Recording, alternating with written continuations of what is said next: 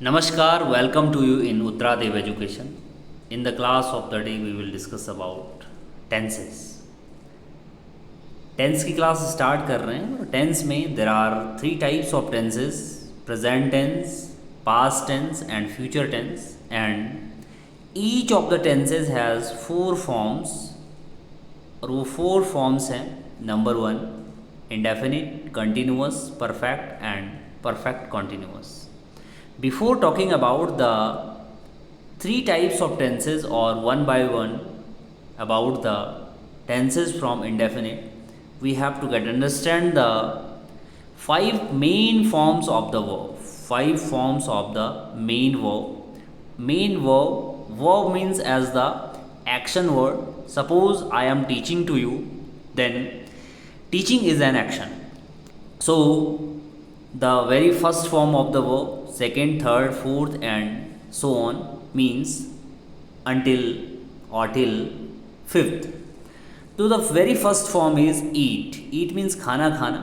Second form is past at, खाना खाया. और third form eaten, खाना खा लिया है या खाना खा चुका है. Fourth form eating. We use fourth form, it is called as the ing form, or we add the ing in the first form of the verb. Verb की फर्स्ट फॉर्म में हम ing ऐड करते हैं, then it becomes as the fourth form of the verb. और fifth form we add the s and es in the first form, then it becomes as the fifth form of the verb. Eats यानी खाना खाता है. Fall means गिरना, fell means गिरा, fallen means गिर चुका है, फॉलिंग मीन्स गिर रहा है, और फॉल्स मीन्स गिरता है. फ्लाई मीन्स उड़ना, फ्लू मीन्स उड़ा, फ्लोन मीन्स उड़ चुका है, और फ्लाइंग मीन्स उड़ रहा है, और फ्लाइज मीन्स उड़ता है. तो डियर स्टूडेंट्स, आपने केवल वर्ब की थ्री फॉर्म्स या तीन फॉर्म्स याद करनी है, यानी first form, second form and third form. Fourth form अपने आप याद हो जाएगी, यानी हमें ऐड करना है ing फर्स्ट फॉर्म में, और फिफ्थ फॉर्म भी अपने आप बन जाएगी क्योंकि हमें ऐड करना है आइदर s और es, या तो s या es in the first form of the verb. तो हमें before talking about the tenses को पढ़ने से पहले, टाइम को पढ़ने से पहले, प्रेजेंट टाइम इज हियर और पास्ट टाइम और future time, we have to get understand the five main forms of the verb. Now suppose there is a verb grow means उगना, ग्रू इज पास्ट यानी उगा, grown means उग चुका है, growing यानी उग रहा है, और ग्रोज यानी उड़ता है, उगता है. तो जो फिफ्थ फॉर्म है, तो फिफ्थ फॉर्म मीन्स हमने इस पर ता ते ती लगाना है. जब हम टेंसेस पढ़ेंगे तो फर्स्ट फॉर्म में भी हमने ता ते ती लगाना है. सपोज मैं घर जाता हूँ, तो it is an indefinite tense. और अगर इंडेफिनिट टेंस की फॉर्मेशन की बात करें तो हमें इंडेफिनिट टेंस में ता ते और ती का ज़रूर याद रखना है, या इनका ज़रूर ध्यान रखना है. यानी प्रेजेंट इंडेफिनिट टेंस में जैसे मैं पढ़ाता हूँ, मैं लिखता हूँ, मैं जाता हूँ, तो हर जगह जो हिंदी का फॉर्मेशन आएगा या प्रोनाउंसिएशन आएगा, it will be as the ता ते ती. और इंग्लिश में अगर फॉर्मेशन की बात करें, formation of the positive sentences of present indefinite tense, तो सबसे पहले सब्जेक्ट के बाद मेन वर्ब में या तो फर्स्ट फॉर्म या तो फिफ्थ फॉर्म, और देन ऑब्जेक्ट या rest of the sentence. Rest of the sentence यानी बचा हुआ sentence. Now the question is where to use first form and where to use fifth form. पहली फॉर्म का use कहाँ करना है और फिफ्थ फॉर्म का यूज़ कहाँ करना है. तो अगर सब्जेक्ट प्लूरल है, if the subject is plural, तो we have to use the first form of the verb. और प्लूरल सब्जेक्ट हैं, suppose I, we, you, they, students and children. और अगर सब्जेक्ट सिंगुलर है, singular means as the single, suppose he, she, it. Students plural और student है singular, और children है plural और चाइल्ड है सिंगुलर. तो सिंगुलर सब्जेक्ट में with the singular subject we have to use as the fifth form of the verb, and fifth form of the verb is S और E S verb. And if the subject is plural, then we have to use as the first form of the verb, and first form of the verb is basic verb or the main verb or the first form of the verb. Now through the example के through थोड़ा और समझेंगे. First है आई eat food every day, मैं हमेशा खाना खाता हूँ. तो आई प्लूरल सब्जेक्ट है तो इसलिए वर्ब की first form I. He eats food every day यानी ही सिंगुलर सब्जेक्ट है इसलिए वर्ब की फिफ्थ फॉर्म आई. लेकिन जो हिंदी का प्रोनाउंसिएशन आएगा, whether the subject is singular और प्लूरल, हर चीज़ में ता तीती आएगा. जैसे इसमें है he eats food every day, वो यानी वो हमेशा खाना खाता है. A leaf falls from the Apple tree यानी सेब के पेड़ से एक पत्ता गिरा. तो पत्ता एक है यानी सिंगुलर है इसलिए वर्ब की फिफ्थ फॉर्म आई. और लीव्स यानी बहुत सारे पत्ते हैं और इसलिए वर्ब की फर्स्ट फॉर्म आई यानी प्लूरल में वर्ब की फर्स्ट फॉर्म यूज़ करना है. Now other sentences are as the an aeroplane flies in the sky यानी एक एरोप्लेन आसमान में उड़ता है. और aeroplanes fly in the sky, तो जो सिस्टम है या जो रूल्स है केवल सब्जेक्ट का है कि सब्जेक्ट अगर सिंगुलर है तो fifth form of the verb, क्योंकि एन एरोप्लेन सिंगुलर है, एन एरोप्लेन इज सिंगुलर. और एरोप्लेन्स प्लूरल है इसलिए as the first form of the verb. Next example है a plant grows fast in the warmest season यानी एक जो plant है वो उगता है गर्म सीजन में. और जो प्लांट्स है यानी बहुत सारे प्लांट्स है वो ग्रो करते हैं बहुत तेज़ी से fast in the warmest season. Next example है a monkey swings from branch to branch high up in the trees यानी जो मंकी है एक मंकी है तो यानी सिंगुलर है तो यानी वर्ब की फिफ्थ फॉर्म है. तो एक मंकी क्या करता है, झूलता है ब्रांच शाखाओं से यानी ऊंची पेड़ में ऊंची शाखाओं पर झूलता है. और अगर प्लूरल है मंकीज़ तो यानी वर्ब की फर्स्ट फॉर्म है from branch to branch high up in the trees. Now अब इसके अगर नेगेटिव की बात करें, when we talk about the negative sentences of present indefinite tense, यानी पूरा का पूरा ये जो वीडियो हमने बनाई है ये प्रेजेंट इंडेफिनिट टेंस पर बनाई है. और आपने इस पे you have to pay more attention here as the formation of the negative sentences of present indefinite tense. तो प्रेजेंट इंडेफिनिट टेंस के नेगेटिव सेंटेंसेज की बात अगर करें तो बेसिकली प्रेजेंट इंडेफिनिट टेंस में कोई भी हेल्पिंग वर्ब का यूज़ आपने नहीं करना है, सिर्फ और सिर्फ आइदर फर्स्ट फॉर्म और फिफ्थ फॉर्म का यूज़ आपने करना है. Now in the present indefinite tense और specially in the negative sentences, तो इसमें आपने ध्यान रखना है कि जहाँ जहाँ हमने सिंगुलर सब्जेक्ट का यूज़ किया है वहाँ वहाँ हमने डज नॉट का यूज़ करना है. डज नॉट मीन्स हम उसमें एस लगा रहे थे तो डू में हमने एस लगाया तो डज नॉट.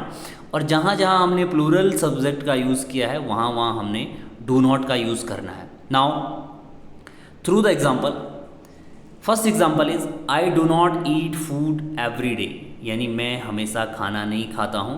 तो इट मीन्स आई प्लूरल है तो डू नॉट का यूज़ किया गया यानी प्लूरल सब्जेक्ट में डू नॉट और सिंगुलर सब्जेक्ट में ये ही क्या है सिंगुलर सब्जेक्ट है इसमें डज नॉट का यूज़ हमें करना है. He does not eat food every day. और सेम एज इट इज़ इसी तरह से करना है. और जो भी प्रोनाउंसिएशन होगा हिंदी में वो ता तेती में होगा. जैसे a leaf does not fall from the Apple trees यानी जो एक पत्ता है वो नहीं गिरता है कहाँ से, एप्पल ट्री से. और leaves do not fall from the Apple tree यानी जो सारे के सारे पत्ते हैं वो एप्पल ट्री से नहीं गिरते हैं. नेक्स्ट एग्जांपल है an aeroplane does not fly in the sky यानी एक जो एरोप्लेन है वो आसमान पर नहीं उड़ता है. और aeroplanes do not fly in the sky और सेकंड नेगेटिव है कि जो एरोप्लेन्स है वो आसमान पर नहीं उड़ते हैं. तो ये जो सेंटेंस है ये केवल समझने के लिए है, नॉट इन द रियलिटी. और सेवंथ सेंटेंस है a plant does not grow fast in the warmest season यानी वार्म सीजन में एक प्लांट फास्ट ग्रो नहीं करता है. तो अ प्लांट सिंगुलर था इसलिए हमने डज नॉट का यूज़ किया. और plants do not grow fast in the warmest season यानी प्लांट्स जो है प्लूरल है इसलिए हमने यहाँ पर डू नॉट का यूज़ किया गया. नेक्स्ट एग्जाम्पल है a monkey does not swing from branch to branch high up in the trees यानी ट्रीज़ के ऊपर अनेक शाखाओं में ऊंचे एक मंकी जो है वो नहीं झूलता है. और मंकीज़ जो है नहीं झूलते हैं high up in the branches of the trees और मंकीज़ प्लूरल है इसलिए हमने यहाँ पर डू नॉट का यूज़ किया गया। नाउ नेक्स्ट एग्जाम्पल है formation of the interrogative sentences of present indefinite. अब प्रेजेंट इंडेफिनिट टेंस के इंटरोगेटिव सेंटेंसेस की बात करें और basically when we talk about the interrogative sentences, basically interrogative sentences two types के होते हैं, two types of the interrogative sentences. First is yes no type और सेकंड इज WH टाइप। तो सेपरेटली इनको डिस्कस करेंगे। Number one is yes no type of interrogative sentences. Suppose if I ask you, अगर मैं आपको पूछता हूँ कि हैव यू ईटन फूड, क्या आपने खाना खा लिया है, तो your answer will be either yes और नो। आपका आंसर होगा या तो यस में या तो नो में। तो जिसका आंसर हम यस या नो में देते हैं तो that is called as the yes no type of interrogative sentences. और yes no type of interrogative sentences जैसे सपोज क्या मैं आपको पढ़ाता हूँ, तो अगर पढ़ाता हूँ तो आप यस करेंगे, नहीं पढ़ाता तो नो करेंगे।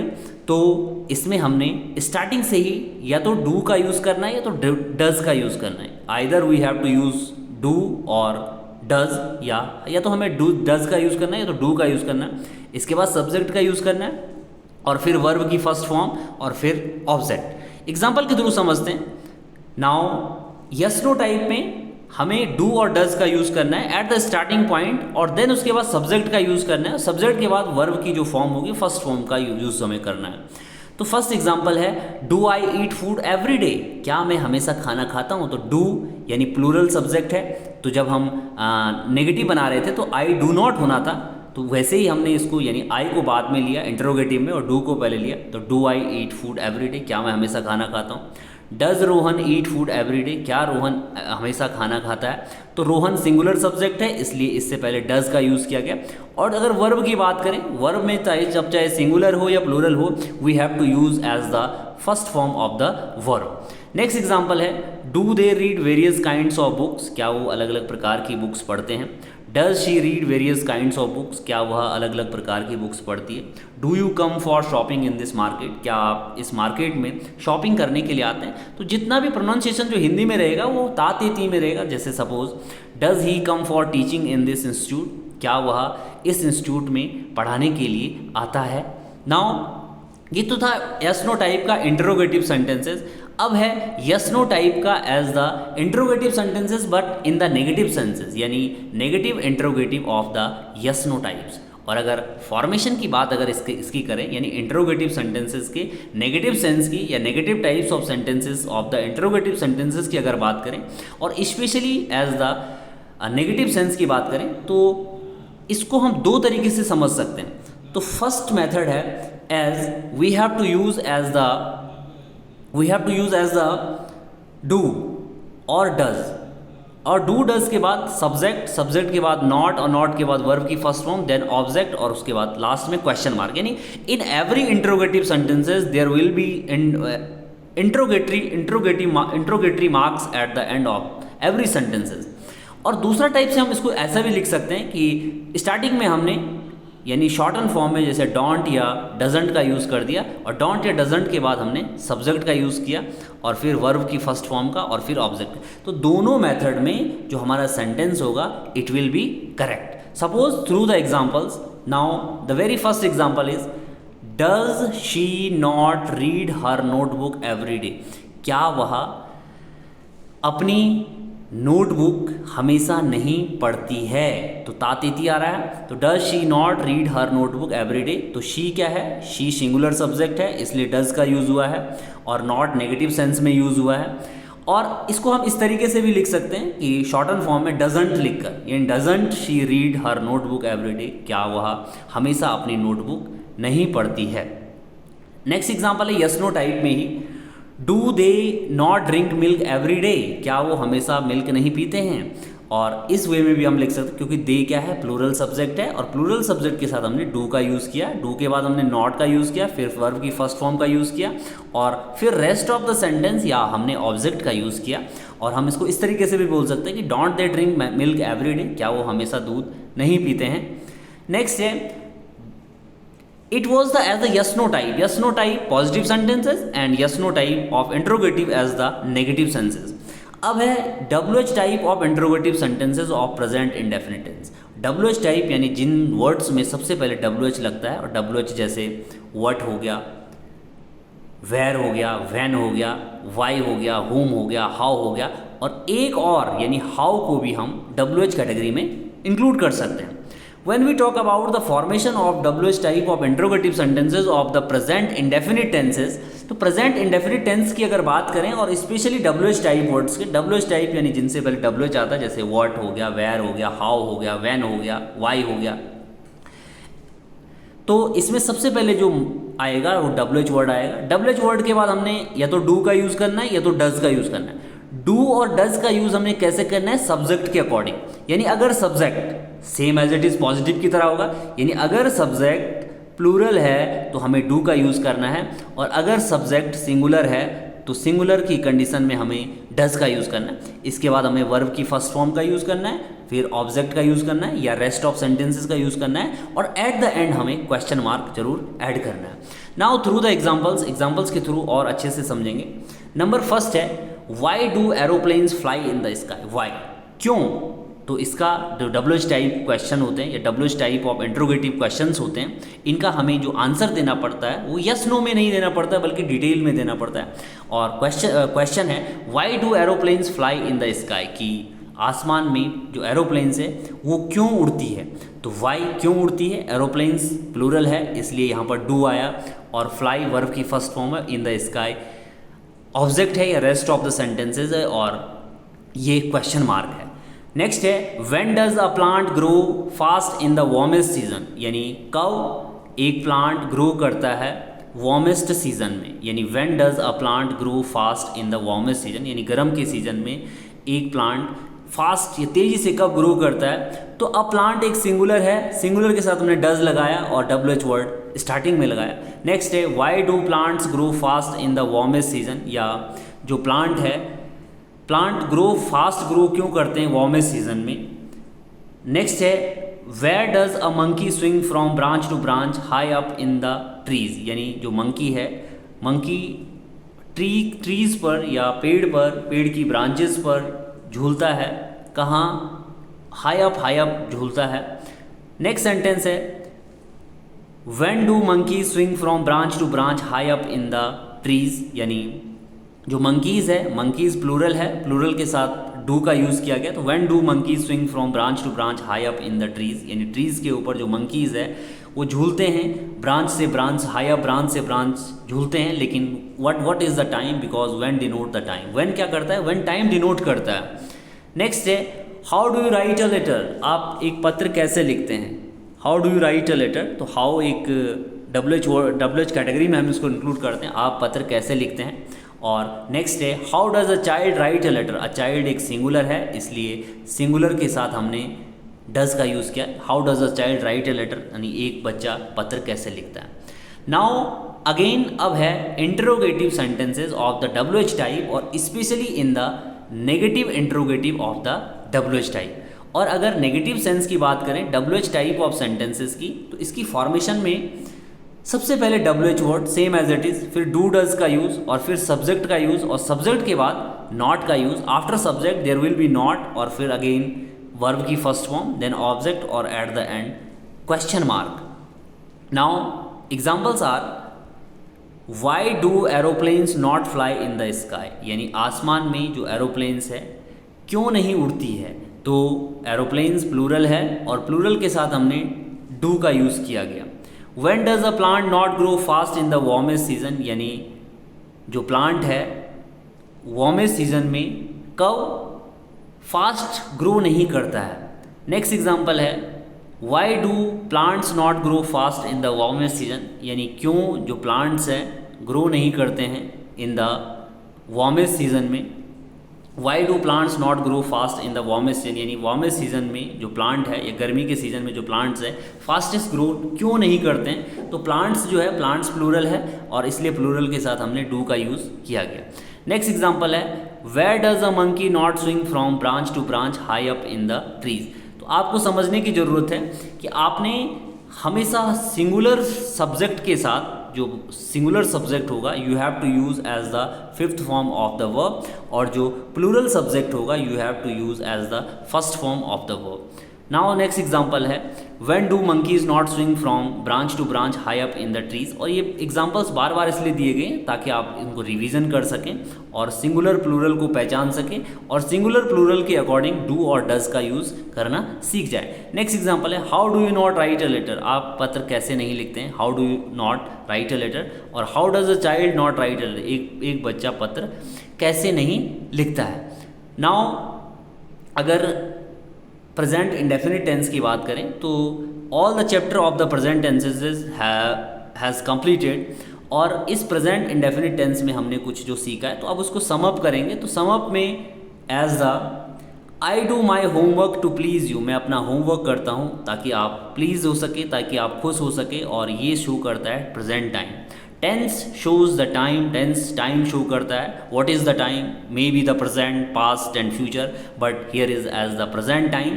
और present indefinite tense express as the present time and all the present tense express as the present time. Now in present tense we express a habitual action, जो भी हमारी हैबिट में होते हैं या हैबिचुअल हम हमेशा करते हैं, ऑलवेज करते हैं, वो सारे एक्शन हम प्रेजेंट इंडेफिनिट टेंस में यूज़ करते हैं। जैसे I get up every day at o'clock, या यहाँ पर हम लिख सकते हैं 4 o'clock या 5 o'clock। I get up every day eight 5 o'clock। They read a newspaper every morning, या प्रत्येक मॉर्निंग वो न्यूज़पेपर पढ़ते हैं। ये जरूर ध्यान रखना है कि इंडेफिनिट यानी प्रेजेंट इंडेफिनिट में जो भी सेंस आएगा ता ते ती का आएगा, और इंग्लिश में कोई भी हेल्पिंग वर्ब का यूज़ नहीं होगा। There will be use of the only either first form of the verb और fifth form of the verb. Next example है आई लिव इन उत्तरकाशी, मैं उत्तरकाशी में रहता हूँ। They take tea without sugar, यानी वो चाय लेते हैं बिना शुगर की। Now in the note, note में भी आपने ध्यान रखना है क्योंकि it will be fruitful you in not in the to understand it but also in the competitive exams, whether that is any exam, SSC exam हो या पॉलिटेक्निक लेक्चरर हो, LT एग्ज़ाम हो, कोई भी एग्ज़ाम हो, तो ग्रामर पोर्सन के लिए it will be fruitful for you. अगर नोट की बात करें तो if such time expressing adverbs, these are the time expressing adverbs। time expressing adverbs यानी ये जो adverbs हैं ये टाइम बता रहे हैं, और these time expressing जो adverbs है are used present indefinite tense। ये सारे time expressing जो adverbs है ये हमेशा present indefinite tense में यूज़ होते हैं। जैसे always हो गया, generally, usually, sometimes, rarely, seldom, often, daily, every day, once a day यानी एक दिन में एक बार, ट्वाइस अ डे एक दिन में 2 बार, ट्वाइस अ मंथ यानी एक महीने में 2 बार, हार्डली बड़ी मुश्किल से।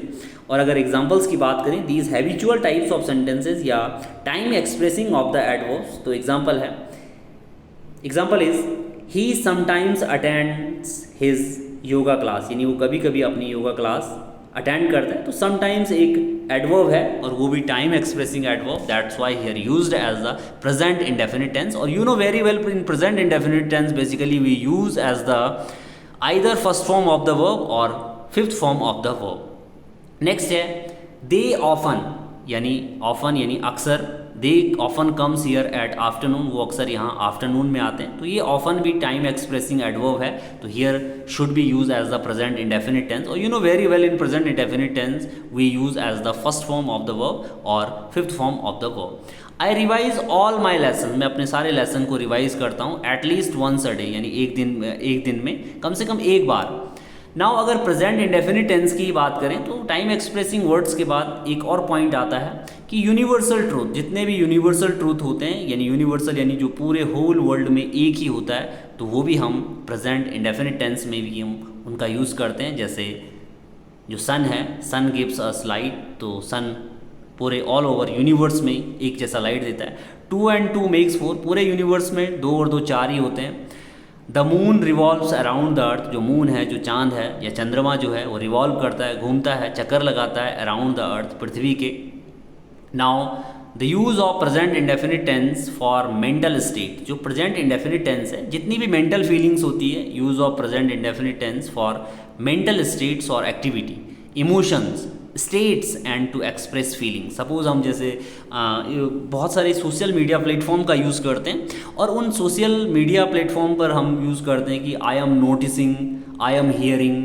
हियर मीन्स होता है सुनना, हेयर मीन्स होता है सुनना, हम बोलते हैं आई एम हियरिंग, मैं सुन रहा हूँ, आई एम स्मेलिंग, मैं सूंघ रहा हूँ, आई नोइंग, मैं जान रहा हूँ। तो ये जितने भी सेंटेंसेज है इनका यूज़ कभी भी आपने कंटिन्यूअस टेंस यानी प्रेजेंट कंटिन्यूअस या आईएनजी फॉर्म के साथ नहीं करना है, इनको केवल और केवल यूज़ करना है। These verb should always in the present indefinite tense, इन सारी वर्ब्स को आपने प्रेजेंट इंडेफिनिट टेंस में यूज़ करना है। जैसे आप ये नहीं बोलेंगे आई एम सीइंग यानी मैं देख रहा हूँ, ये गलत हो जाएगा, इट विल बी रॉन्ग। आप बोलेंगे आई सी, मैं देख रहा हूँ या मैं देखता हूँ, आई हियर, मैं सुन रहा हूँ, आई स्मेल, मैं सूंघ रहा हूँ, आई नो, मैं जान रहा हूँ या मैं जानता हूँ। तो you have to use all these verbs in the present indefinite tense, not in the present continuous. आपने प्रेजेंट कंटिन्यूअस में इनका यूज नहीं करना है, इनके साथ आईएनजी नहीं लगाना, यानी हियरिंग नहीं हो सकता, सीइंग नहीं हो सकता, नोटिसिंग नहीं हो सकता। Here will be only as the first form of the verb और fifth form of the verb. तो अदर ये कुछ फेमस वर्ब्स है, वैसे तो बहुत सारी वर्ब्स हैं, लेकिन ये कुछ वर्ब ऑफ सेंसेशन है या वर्ब ऑफ फीलिंग्स जो इमोशंस बताती है या मेंटल एक्टिविटीज़ बताती है, जैसे सीम हो गया, वांट हो गया, फील हो गया, लाइक हो गया, होप हो गया, ट्रुथ हो गया, appear, imagine, understand, remember, consider to think about या सोचना, प्रीफर हो गया, सपोज, फॉरगेट, रिकॉग्नाइज हो गया, नीड हो गया, सरप्राइज हो गया और फियर हो गया। तो you have to use all these verb in only in the present indefinite tense, not in the continuous, यानी इनके साथ कभी भी आपने आईएनजी का यूज नहीं करना है। Now use of the present indefinite tense in subordinate clause. तो there are two type of clause, दो टाइप के क्लॉज होते हैं, एक होती है सबऑर्डिनेट क्लॉज और एक होती है प्रिंसिपल क्लॉज। तो थ्रू एग्जाम्पल के थ्रू समझेंगे। जैसे if you drop that glass it might break, अगर आप उस ग्लास को नीचे छोड़ेंगे या नीचे फेंकेंगे तो ये टूट जाएगा। तो यहाँ पर ये जो इफ़ है, इफ़ क्या है, सपोज दिखा रहा है, सपोजिशन दिखा रहा है, ये डिपेंड है। डिपेंड किस पर है? इट माइट ब्रेक, ये टूट जाएगा। तो ये हमारी इट माइट ब्रेक जो है ये हमारी प्रिंसिपल क्लॉज हो गई, और if you drop that glass ये आपकी सबऑर्डिनेट क्लॉज हो गई। तो ये डिपेंड है इस सेंटेंस पर, ये वाला जो सेंटेंस है इफ़ वाला, ये डिपेंड है इस पर।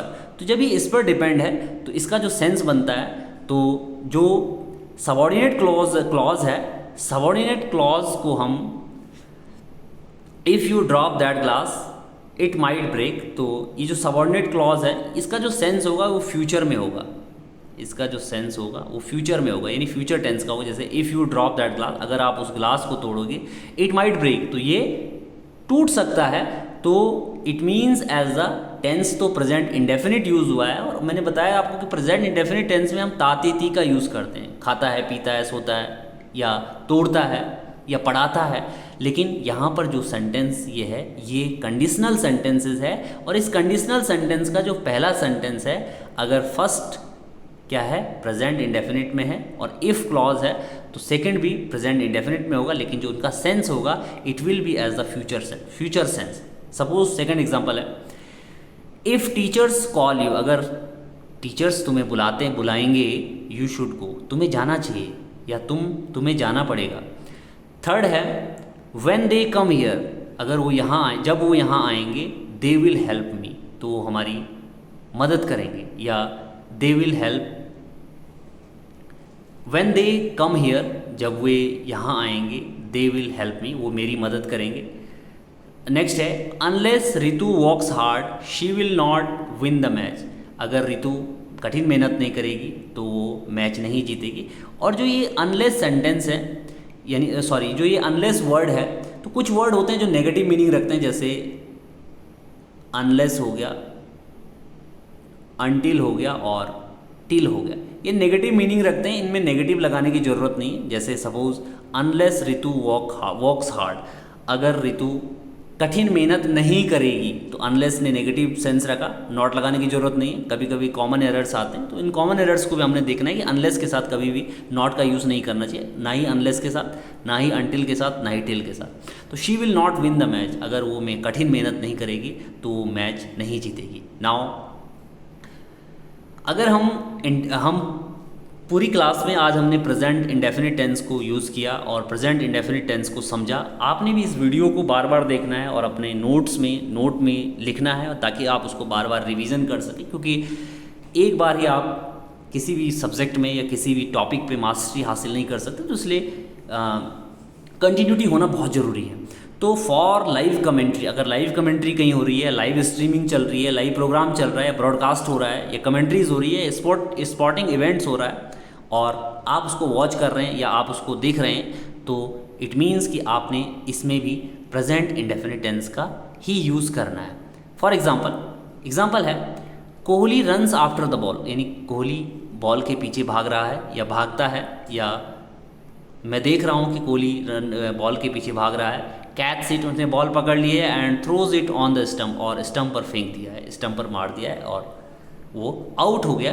तो इट मीन्स कि जो भी हम लाइव चीज़ देख रहे हैं तो वो भी प्रेजेंट इंडेफिनिट टेंस में हम यूज़ करते हैं। तो देखो कितना सारा यूजेस है प्रेजेंट इंडेफिनिट टेंस का, तो you need to understand it completely. Second sentence है in this movie my son plays the role of hero, यानी इस मूवी में जो मेरा सन है, मेरा जो बेटा है, वो हीरो का रोल प्ले कर रहा है।